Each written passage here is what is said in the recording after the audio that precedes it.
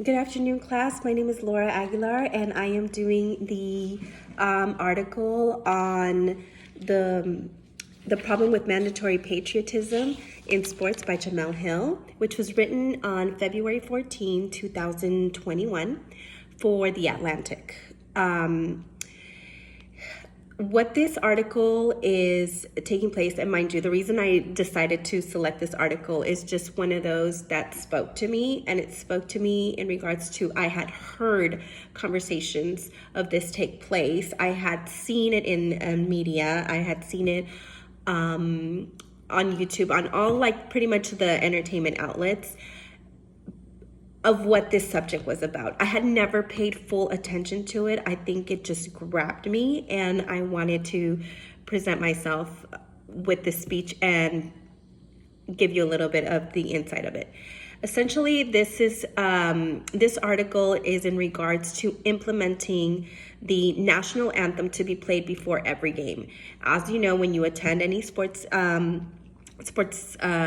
games, any basketball, football, baseball, the national anthem is played, and you're supposed to stand up, take your cap off if you're wearing a cap, and put your right hand over your heart.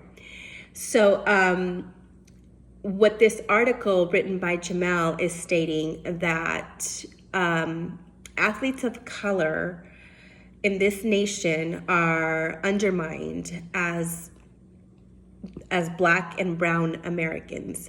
Pretty much we're not seen as equal. So he's using the freedom of speech and the actions that take place behind certain athletes not standing to salute the national anthem or not partake in the national anthem.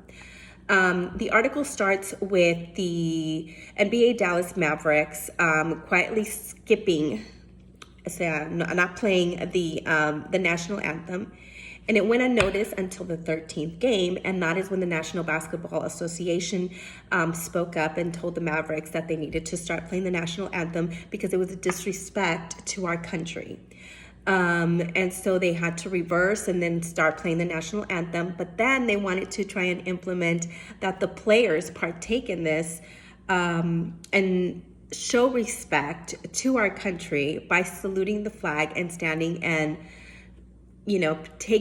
partaking now in the national anthem. And so Jamel points out that the national anthem was written by Francis Scott Key, who was a Maryland slave owner. And he said that African Americans were a distinct and inferior race of people. And he's the one who wrote the national anthem. He's the one who, the anthem that is played for our country as a nation, anywhere we go. When the Olympics take place, that's what you're gonna hear when someone takes the first place spot. And most of the sports that are played anywhere in the world have African American men partaking in these sports. And one of the ones that was criticized harshly was Colin Kaepernick.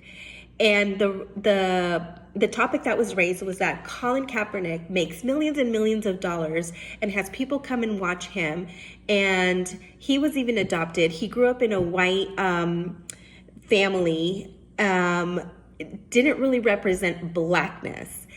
And then they started to bash on the Mavericks because Mark Cuban, he decided to back up some of the players and to let them know that if they didn't want to partake in the national anthem, that they didn't have to because it was respected. And it was also to let them showcase their voices to be watched as well as heard. Because when they took a stand to not partake or not interact with the national anthem, he stated that this nation has not fully respected the black lives of those that are partaking in the sports. And so in order for them to let their voices be heard or their disagreement be at a display, this is what they have to do, and this is the actions that they have to take. So it was like a back and forth that was going on in regards to when they should play or how the players should be treated. You know, they're getting tons of money to play and to entertain and to really partake in the sport, and they're benefiting from all the money that is given to them. So why not just show some respect to this nation by standing and honoring the flag? And this is a problem that is being addressed because now it's forcing patriotism at sporting events and demanding that the national anthem or the Star Spangled Banner be played before any game, and calling it a disrespect to the nation if anybody is not partaking. And these are the words from our former president, Donald Trump.